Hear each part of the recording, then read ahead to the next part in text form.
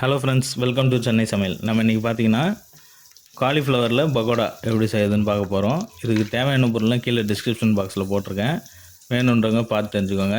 வாங்க இந்த டிஷ் எப்படி செய்யுதுன்னு நம்ம வீடியோக்குள்ளே போய் பார்ப்போம். சுவையான மற்றும் ட்ரெடிஷ்னலான டிஷ்ஷுகளை பார்க்கணுன்னா நீங்கள் வந்து சென்னை சமையல் யூடியூப் சேனலை மறக்காமல் சப்ஸ்கிரைப் பண்ணுங்கள். கூட வந்து பெல் ஐக்கானை ப்ரெஸ் பண்ணுங்கள். உடனே அப்டேட்டுகளை தெரிஞ்சுக்கோங்க. வாங்க வீடியோக்குள்ளே போகலாம். முதல்ல வந்து பார்த்திங்கன்னா, நான் காலிஃப்ளவர் வந்து சின்னதாக அந்த மாதிரி கட் பண்ணி வச்சுருக்கேன். இதை வந்து நமக்கு கொதிக்க வைக்க போகிறோம். பார்த்திங்கன்னா அதுக்கு தண்ணி சுட வச்சுருக்கேன். அதில் வந்து உப்பு போட்டுக்கோங்க, கொஞ்சமாக தேவையான அளவுக்கு. மஞ்சத்தூள் ஒரு சிட்டிகை போல் போட்டுக்கோங்க. போட்டு தண்ணி நல்லா கொதிச்சதுக்கப்புறம் அடுப்பு ஆஃப் பண்ணிட்டு இந்த காலிஃப்ளவர் நம்ம வெட்டி வச்சுருக்கோம் பார்த்திங்களா, சின்னதாக பக்கோடா போகிற மாதிரி, அது எல்லாத்தையும் போட்டு ஒரு 5 நிமிஷம் கழித்து அந்த இதை எடுத்துருங்க. தண்ணி வடிகட்டி வச்சுருங்க. அப்போ வந்து அந்த அழுக்கெலாம் போயிடும். அதில் வந்து கொஞ்சம் பூச்சிலாம் இருக்கும். அந்த பூச்சிலாம் கூட செத்து வெளியே போயிடும். இந்த மாதிரி ஆகிடும். நம்ம க்ளீன் பண்ணி வச்சுருக்கோம். இப்போ வந்து பேட்டர் ரெடி பண்ணலாம். பேட்டர் ரெடி பண்ணுறது அப்படின்னு பார்ப்போங்க. அதுக்கு வந்து ஒரு பாத்திரத்தில் வந்து 2 ஸ்பூன் கடலை மாவு போட்டுருங்க. இது வந்து வீட்டிலே அரைச்ச கடலை மாவு, அதான் வந்து நல்லது, அதுக்காக போட்டுங்க. ஒரு 2 ஸ்பூன் வந்து அரிசி மாவு போட்டுக்கோங்க. அப்புறமா கார்ன்ஃப்ளவர் மாவு வந்து ஒரு 1.25 ஸ்பூன் போல் போட்டுக்கோங்க. போட்டுட்டு இதுக்கப்புறமா வந்து கொஞ்சமாக தயிர் ஊற்றிக்கோங்க. அந்த இதுக்கு லெமன் ஒரு 1/2 லெமன் புரிஞ்சு விட்டுக்கோங்க. லெமன் போடலாம், வினிகர் கூட போடலாம். நீங்கள் வினிகரோட லெமன் போட்டிங்கன்னா இன்னும் நல்லாயிருக்கும். தயிரும் லெமனும் போட்டுக்கோங்க. அப்புறமா ஒரு பச்சை மிளகா கட் பண்ணி வச்சுருக்கேன், சின்னதாக கட் பண்ணி போட்டுக்கோங்க. கொஞ்சோண்டு கருவேப்பிலை போட்டுக்கோங்க. போட்டுட்டு கொத்தமல்லி கொஞ்சோண்டு போட்டுக்கோங்க. அப்புறம் வந்து பார்த்திங்கன்னா மிளகாத்தூள், வெறும் மிளகாத்தூள் 1 ஸ்பூன் போட்டுக்கோங்க. கரம் மசாலா ஒரு 3/4 ஸ்பூன் போட்டுக்கோங்க. சிக்கன் மசாலா, சிக்கன் 65 மசாலா இது, அது கொஞ்சம் போட்டுக்கோங்க. தனியாத்தூள் ஒரு 1/4 ஸ்பூன் போல் போட்டுக்கோங்க. சோம்புத்தூள் கொஞ்சோண்டு போட்டுக்கோங்க. பெப்பர் ஒரு 1/2 ஸ்பூன் போட்டுக்கோங்க. உப்பு தேவையான அளவு போட்டுக்கோங்க. நம்ம கொதிக்க வைக்கும் போதே வந்து காலிஃப்ளவருக்கு தேவையான அளவு உப்பு வந்து அதில் போட்டுட்டோம். காலிஃப்ளவரும் ஒரு கரெக்டாக இருக்கும் அது. இப்போ இந்த பேட்டருக்கு தேவையான அளவுக்கு மட்டும் உப்பு நீங்கள் ஆட் பண்ணிக்கோங்க. இதெல்லாம் ஆட் பண்ணிட்டு நல்லா மிக்ஸ் பண்ணிக்கோங்க.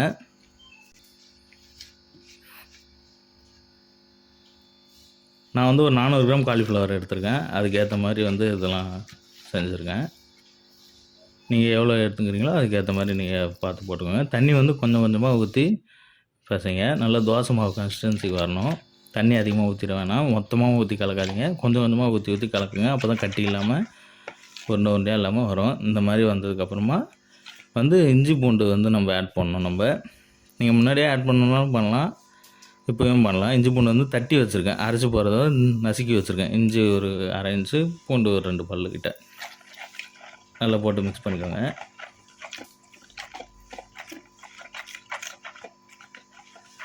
பார்த்திங்கன்னா நல்லா மிக்ஸ் ஆகிடுச்சு. இப்போ நம்ம காலிஃப்ளவர் இது பண்ணி வச்சுருக்கோம்ல, அதை வந்து போட போகிறோம். நம்ம போட்டு ஒரு 1/4 மணி நேரம் கிட்ட, 1/4 மணி நேரத்துலேருந்து ஒரு 1/2 மணி நேரம் வந்து நம்ம ஊற வைக்க போகிறோம். எல்லாத்தையும் போட்டுக்கோங்க. காலிஃப்ளவரில் போட்டு நல்லா மிக்ஸ் பண்ணி விட்ருங்க. காலிஃப்ளவர் உங்களுக்கு இன்னும் கொஞ்சம் பெருசாக வேணும்னா நீங்கள் அதுக்கேற்ற மாதிரி க்ளீன் பண்ணி வச்சுக்கலாம். எனக்கு இந்த சைஸ் தான் பிடிக்கும், நான் அதனால் இது மாதிரி பண்ணி வச்சுருக்கேன். போட்டு நல்லா மிக்ஸ் பண்ணிக்கோங்க.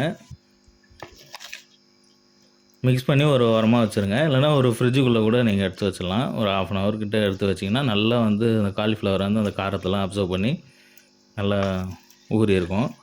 அதுக்காக நம்ம எடுத்து வைக்கிறது. இதில் வந்து நம்ம கேசரி பவுடர் போட தேவையில்ல. கடையிலலாம் கேசரி பவுடர் போடுவாங்க, நல்லா சிவப்பாக இருக்கும். நம்மளுக்கு இந்த பார்த்திங்கன்னா நல்லா ஊறிடுச்சு பாருங்கள். ஃப்ரிட்ஜில் எடுத்து வச்சதுக்கப்புறமா ஒரு 1/2 அன் ஹவர் நல்லா ஊறிச்சு. எடுத்துகிட்டு ஒரு வாட்டியும் மிக்ஸ் பண்ணிடுங்க. நான் வந்து ஆயில் வந்து இப்போயே வந்து ஹீட் பண்ணி வச்சுருக்கேன் அடுப்பில். ஆயில் நல்லா ஹீட் ஆகிடுச்சு. அப்போ வந்து ஒன்று எடுத்து போட்டுருங்க காலிஃப்ளவரை.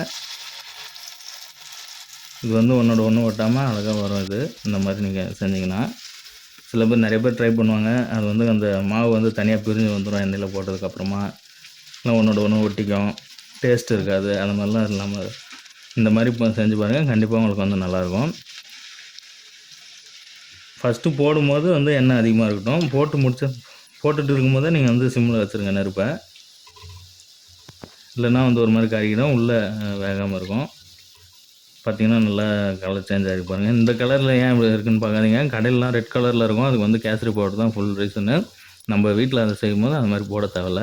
போட்டிங்கனாலும் உங்களுக்கு ஹெல்த்துக்கு நல்லது கிடையாது. இந்த மாதிரியே நீங்கள் செஞ்சு சாப்பிட்லாம் எல்லாமே. பார்த்திங்கன்னா நல்லா வெந்துடுச்சு பாருங்கள். நம்ம தண்ணியில் காலிஃப்ளவர் கொதிக்கும் போதே வந்து காலிஃப்ளவர் வந்து ஒரு 50% கிட்ட வெந்துடும் அது சீக்கிரமாக. இப்போ எண்ணெயில் வந்து நம்ம வெளியே இருக்க அந்த மாவு மட்டும் இது பண்ணால் போதும். பாருங்கள், நல்லா பிரிஞ்சு போகாமல் சூப்பராக வந்திருக்கு பாருங்கள் காலிஃப்ளவர். இதை எடுத்து ஓரமாக வச்சு எண்ணெயை வடிகட்டிடலாம். எண்ணெய்லாம் வந்து நல்லா ட்ரைன் ஆகட்டும். ஒரு பேப்பரில் போட்டு வச்சுருங்க. டேஸ்ட்டாக இருக்கும். முக்கியமான விஷயம், கடையில் இருக்க மாதிரி இருக்காது இது. கண்டிப்பாக எல்லாம் ட்ரை பண்ணி பாருங்கள். டேஸ்ட்டாக இருக்கும். உங்களுக்கு வித்தியாசம் தெரியும். நல்லா கிறிஸ்பியாகவும் இருக்கும். கடையில் வந்து கேசரி பவுடர் போடுறதுனால ரெட் கலரில் இருக்குது. நம்ம வீட்டில் அது போட மாட்டோம், அதனால் இந்த மாதிரி இருக்குது. இந்த மாதிரி ட்ரை பண்ணி பார்த்துட்டு எப்படி இருக்குன்னு எனக்கு கீழே கமெண்ட்டில் சொல்லுங்கள். உங்களுக்கு எதாவது டவுட்னா கூட என்கிட்ட கேளுங்க, நான் வந்து எக்ஸ்பிளைன் பண்ணுறேன். இன்னொரு வாட்டி எப்படின்னு பார்ப்போம். இது எல்லாம் எண்ணெய் நல்லா ஃபுல் ஹீட்டில் இருக்கட்டும். அப்போ வந்து அந்த காலிஃப்ளவர் எடுத்து போட்டுருங்க. போட்டுக்கிட்டு இருக்கும்போதே வந்து நெருப்பு வந்து சிம்மில் வச்சுருங்க. அப்போ தான் வெளியே இருக்க பேட்டர் வந்து நல்லா வேகும். அதில் வந்து பைண்ட் ஆகும், பிரிஞ்சு ஓடாமல் இருக்கும். நிறைய பேர் போட்டிங்கன்னா மாவு தனியாக அழகாக பிரிஞ்சு ஓடிடும், காலிஃப்ளவர் மட்டும் தனியாக வந்துகிட்ருக்கோம். அந்த மாதிரி வந்து இது இருக்காது. எல்லா இதுலேயும் வந்து நல்லா காலிஃப்ளவர் வந்து நல்லா கோட் ஆகிருக்கும், உங்களுக்கு தெரியும். நல்லா பொரிஞ்சு வருது பாருங்கள். சிம்மில் போட்டிங்கன்னா தான் வந்து உங்களுக்கு நல்லா மொறுன்னு வரும்.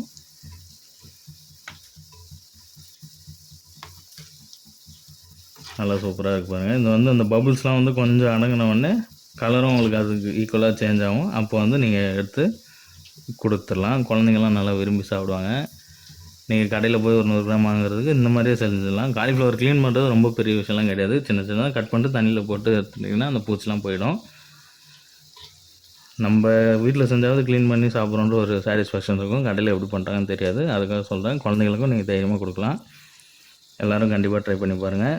இந்த வீடியோ உங்களுக்கு பிடிச்சிருக்குன்னு நினைக்கிறேன். இந்த வீடியோ உங்களுக்கு பிடிச்சிருந்ததுன்னா சென்னை சமையல் யூடியூப் சேனலை மறக்காமல் சப்ஸ்கிரைப் பண்ணுங்கள். கண்டிப்பாக இந்த டிஷ் செஞ்சு பார்த்துட்டு எப்படி இருந்ததுன்னு எனக்கு கீழே கமெண்ட்டில் சொல்லுங்கள். தேங்க்ஸ் ஃப்ரெண்ட், தேங்க்ஸ் ஃபார் வாட்சிங். Meet you in next video. Subscribe to Chennai சமையல் யூடியூப் சேனல்.